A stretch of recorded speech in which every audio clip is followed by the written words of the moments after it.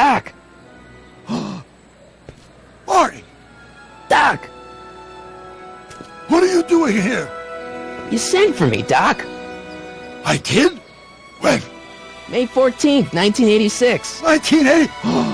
The automatic retrieval system. Of course. I'd almost forgotten about that. So what's our plan for getting you out of here? Plan? We don't need a plan. We don't. Not in the slightest. The police picked me up for that speakeasy fire a couple of weeks ago, but the DA hasn't got a case. They're releasing me tomorrow morning. So basically, I traveled 50 years into the past to deliver your car? Sorry about that, but it's so wonderful to see you. We have a lot of catching up to do. Yeah, you might want to hold off on that, Doc. Great Scott!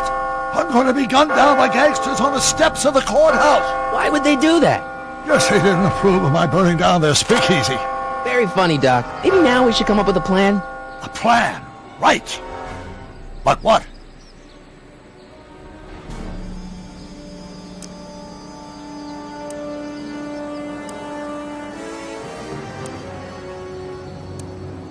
Why don't I take the DeLorean, go back in time before you were arrested, and stop you from getting caught in the first place? Don't even think about it. Without my unjust incarceration, the events that sent you into the past might never happen, resulting in a paradox of continuum-shattering proportions. Jeez, we've been back together for 5 minutes, Doc, and you're already talking about the end of the universe. I've missed that. Don't be ridiculous, Marty. I was only referring to the end of the universe as we know it. Why don't we tell the authorities? Tell them what? That my friend from the future has proof that I'll be murdered tomorrow? They'd ship us both off to the loony bin. And trust me, you don't want to see the inside of a 1931 insane asylum.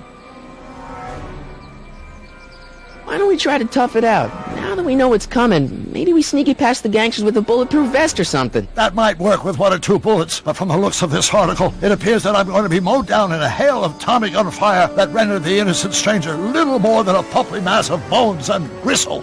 Who writes like that? According to the byline, one Edna Strickland. I should have guessed. Hey, maybe I could talk to the gangsters. Tell them they're about to shoot the wrong guy. I don't think the criminals of this era are going to be very receptive to a complete stranger telling them that their secret assassination plan is misguided, do you? Well, I suppose I could just get some dynamite and break you out of jail. No, that's far too dangerous. Not just to me, but to random innocent people in the past. The repercussions could be... That's it! What's it? My rocket-powered drill. You have a rocket-powered drill? Not yet. I haven't built it yet. You've lost me, Doc. Listen, a few months ago, my 17-year-old self sent in a patent application for a rocket-powered drill. I abandoned the project after I never heard back from the patent office, but the prototype should be nearly complete. Great, I'll just run back to your lab and... No, I said nearly complete. You'll need me to help you finish it. How the hell am I supposed to sneak a half-finished rocket-powered drill into your cell? Not me! 1931 me! Wait a minute, Doc. You want me to convince your 1931 self to build a rocket-powered drill to break you out of jail? Precisely! Won't talking to yourself cause, irreparable damage to the space-time continuum or something? It should be fine. I've already invented the idea of the rocket drill. You've just got to goad my younger self into finishing the prototype. How am I supposed to convince your younger self to finish the rocket drill? Just tell him I need to break his older self out of jail? Absolutely not. Whatever you do, you can't tell my younger self anything about time travel. I won't come up with the inspiration for the flux capacitor for another 24 years. Then what am I supposed to... Just be your charming self. From what I remember, I'm a pretty easygoing kid, so enlisting me in a scientific adventure should be a piece of cake. Okay, let's say I go along with this crazy idea. Where can I find you? I mean, the other you. How should I know? It was over 50 years ago. Why don't you go over to the soup kitchen next door and give my house a call? They'll know where to find me. Soup kitchen. Got it. Just stay away from the soup. It'll cause irreparable damage to your digestive system.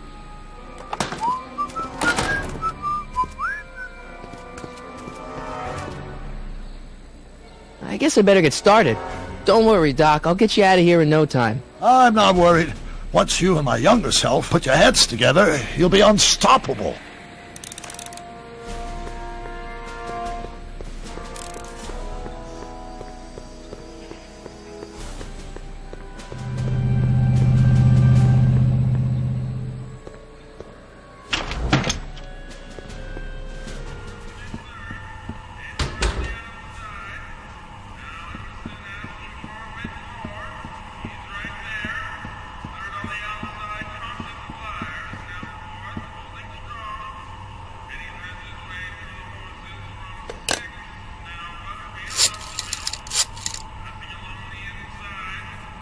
Brown residence?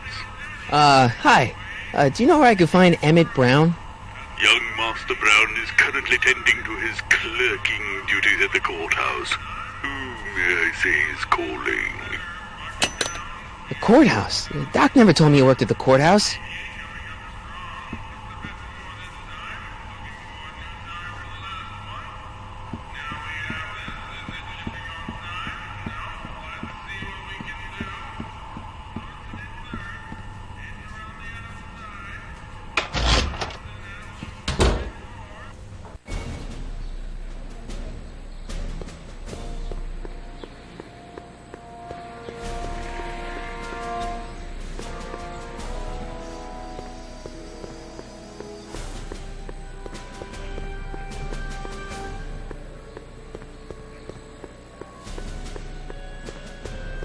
Young Doc's in the courthouse. I hope I'll be able to recognize him.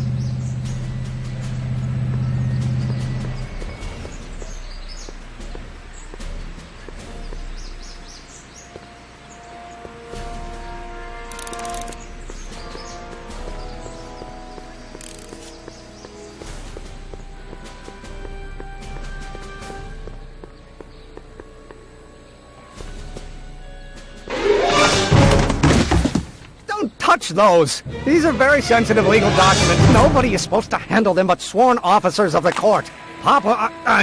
Judge Brown says so. Judge Brown? Doc. Nice to meet you. I'm, Sonny Crockett. Emmett Brown. But I am a law clerk, not a doctor. Now please get out of my way. I have important business to transact. Naturally, H2A multiplied by the inversion of H has to come out less than expectation value of A, right? What am I missing here? Or do we take H as stand for Henridian line operator? But in that case, H to the A multiplied by the inverse of A might well be equal to A's expectation value, but only if the coefficient of friction remains constant and the gravitational constant is variable. Wait, is that even... Oh, let's start over. Force equals mass times acceleration, of course. That's new. Listen, Emmett, you don't know me, but I'm your friend. I'm not big on friends. They get in the way of work.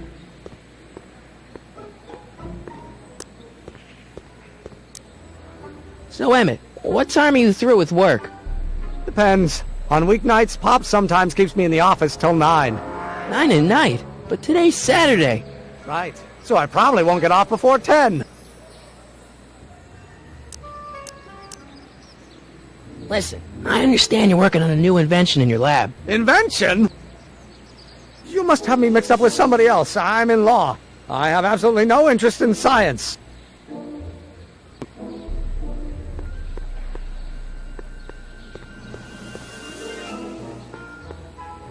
I'd better not. Those lawyers sound kind of nasty.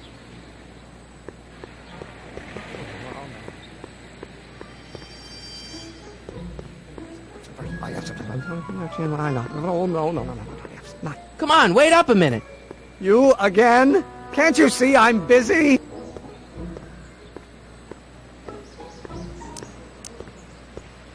How about you knock off work early and I'll buy you a beer, or soda. What do you say?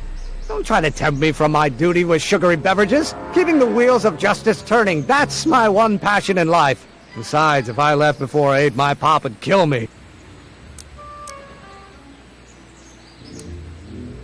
Okay, so you don't want your old man to know. That's fine. Listen, we all keep secrets. But I'm telling you, you can level with me about this science project of yours. I am not a scientist. Go ahead, ask me what E equals. What does E equal? I have absolutely no idea. See? I don't know where you got your information from about me, mister, but you're wrong. Friction remains constant and the gravitational constant is variable. Wait, is that even possible? Now, if H stands for one-dimensional harmonic oscillator, then naturally H2A multiplied by the inversion of H has to come out less than expectation value of A, right? What am I missing here? Oh, well, no. It's going to be the inverse. No.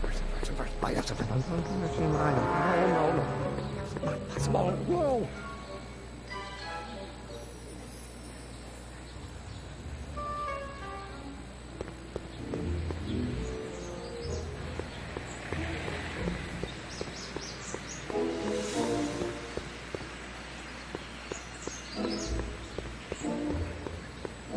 Man, young Doc mumbles even more than old Doc.